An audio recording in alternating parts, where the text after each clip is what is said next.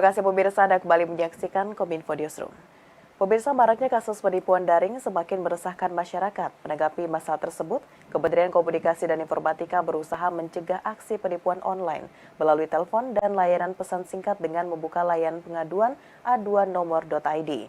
Apabila terdapat nomor yang dicurigai, masyarakat diimbau untuk segera melapor kepada website tersebut dengan prosesnya membutuhkan waktu 1 kali 24 jam.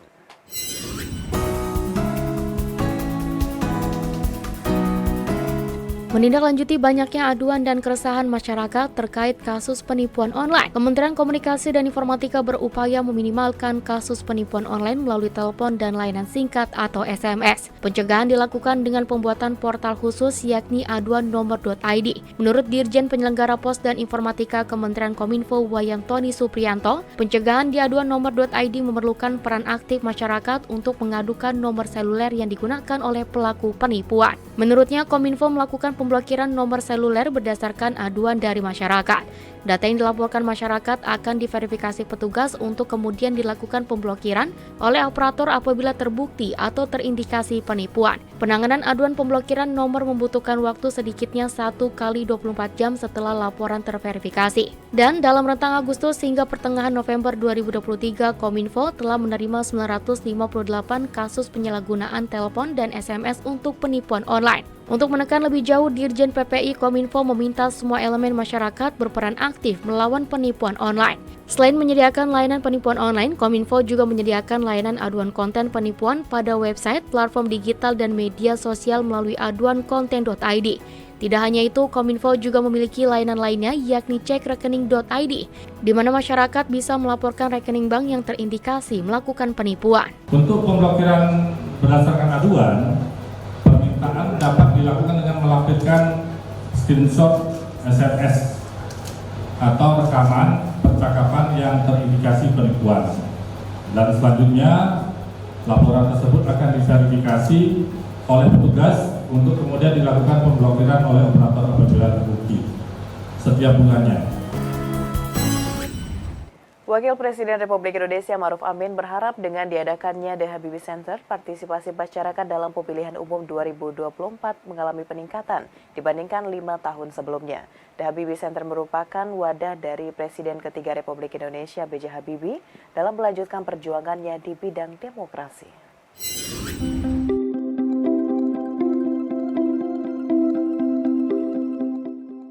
The Habibie Center mengupayakan peningkatan partisipasi masyarakat sipil dalam rangka memperingati 2 dekade pemilihan umum secara langsung telah diselenggarakan di Indonesia.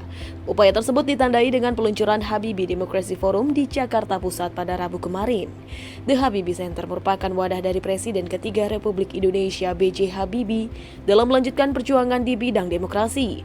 Wakil Presiden Republik Indonesia Ma'ruf Amin memuji Presiden ketiga Republik Indonesia B.J. Habibie sebagai sosok transformatif yang memimpin demokrasi Indonesia terutama pada masa-masa sulit. Sebab B.J. Habibie memimpin Indonesia pada periode situasi yang sulit karena adanya krisis multidimensi seperti belum pulih dari krisis moneter tahun 1998 dan ancaman perpecahan bangsa. Wapres juga menilai acara Habibie Democracy Forum diselenggarakan pada momentum yang tepat, yaitu pada bangsa Indonesia sedang bersiap menjambut pesta demokrasi pemilu 2024. Wapres pun mengajak semua pihak untuk bekerja sama menyukseskan pemilu 2024 dengan menghindari 3 isu krusial selama penyelenggaraan pemilu, yaitu penyebaran hoaks, ujaran kebencian, dan disinformasi seputar pemilu serta politik identitas dan politik uang. Wapres berharap pemilu dapat berjalan dengan lancar dan tingkat partisipasi pemilih meningkat dari pemilu 2019 dengan partisipasi pemilih mencapai 81,93%. Momentumnya tepat karena kita menghadapi pemilu sudah di ambang pintu. Oleh karena itu supaya berjalan demokratis, ya tidak ada hoax, tidak ada intimidasi, tidak ada politik uang, tidak ada hal-hal yang bisa merusak. Ya. Saya kira itu. Terima kasih. Beralih ke informasi lainnya pemirsa, Jaksa Agung Republik Indonesia Saditian Burhanuddin mengatakan telah menerbitkan instruksi Jaksa Agung nomor 6 tahun 2023 tentang optimalisasi peran kejaksaan dalam pemilu 2024. Ia pun menegaskan kepada jajarannya untuk bertindak tegas sesuai tugas dan wewenangnya masing-masing, utamanya dalam mencegah politik praktis pada pemilu 2024.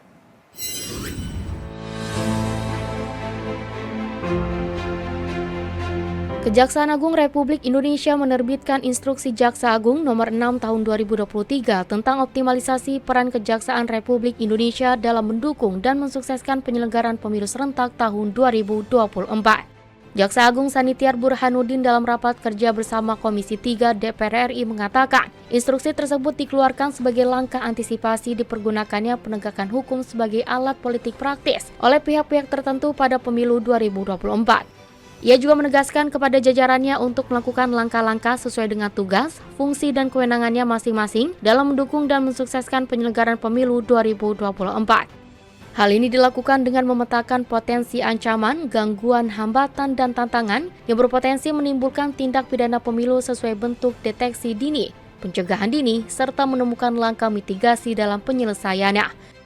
Burhanuddin menyebut ia juga memerintahkan jajaran bidang tindak pidana khusus dan bidang intelijen kejaksaan untuk menunda pemeriksaan dugaan tindak pidana korupsi peserta pemilu 2024. Jajaran kejaksaan akan senantiasa siap melakukan koordinasi dengan seluruh pemangku kepentingan terkait dalam pelaksanaan pemilihan umum serentak tahun 2024. Memastikan netralitas semua jajaran kejaksaan dengan menjaga marwah penegakan hukum untuk tidak digunakan sebagai alat kepentingan atau politik praktis bagi kelompok manapun yang akan mempengaruhi dan mengganggu terselenggaranya pemilihan umum serentak 2024. Badan Narkotika Nasional memusnahkan barang bukti narkotika jenis sabu seberat 58.759,28 gram hasil pengungkapan dari wilayah perbatasan Indonesia-Malaysia. Deputi Pemberantasan BNN RI, Iwayan Sugiri menyebutkan, barang bukti tersebut merupakan hasil dari pengungkapan 5 kasus tindak pidana narkotika dengan jumlah tersangka sebanyak 9 orang.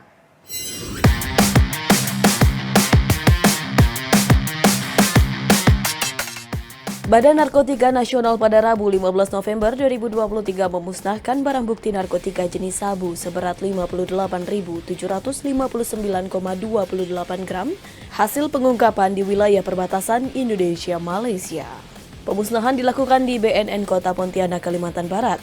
55,12 gram diantaranya disisihkan untuk keperluan uji laboratorium. Deputi Pemberantasan BNN Republik Indonesia Iwayan Sugiri menyebutkan, barang bukti tersebut merupakan hasil dari pengungkapan 5 kasus tindak pidana narkotika dengan jumlah tersangka sebanyak 9 orang. Salah satu kasus merupakan jaringan internasional dari Malaysia. Tak hanya itu, dalam kasus ini juga terdapat tersangka yang diamankan karena kedapatan menyimpan sabu ke dalam anggota tubuhnya di Bandara Supadio, Kalimantan Barat. Dengan adanya pemusnahan 58.759,28 gram abu tersebut, Badan Narkotika Nasional Republik Indonesia berhasil menyelamatkan 117.518 jiwa orang dari potensi penyalahgunaan narkotika di tanah air. Iwayan Sugiri mengapresiasi kerjasama baik yang telah dilakukan antara BNN dengan seluruh pihak yang terkait yang ada di Kalimantan Barat. Kita melaksanakan pemusnahan dari Badan Narkotika Nasional Republik Indonesia adalah hasil dari tangkapan 58,8 kilo sabu yang melintas dari perbatasan menuju ke Kalimantan Barat yang berhasil digagalkan oleh teman-teman kita dari Pangdam 12 Tanjung Pura. Saya sangat apresiasi atas kinerja yang dilakukan oleh teman-teman dari Kodam Tanjung Pura dan jajarannya. Kita ketahui bersama bahwa narkoba adalah musuh bersama. Jadi penanggulangannya pun harus bekerja sama.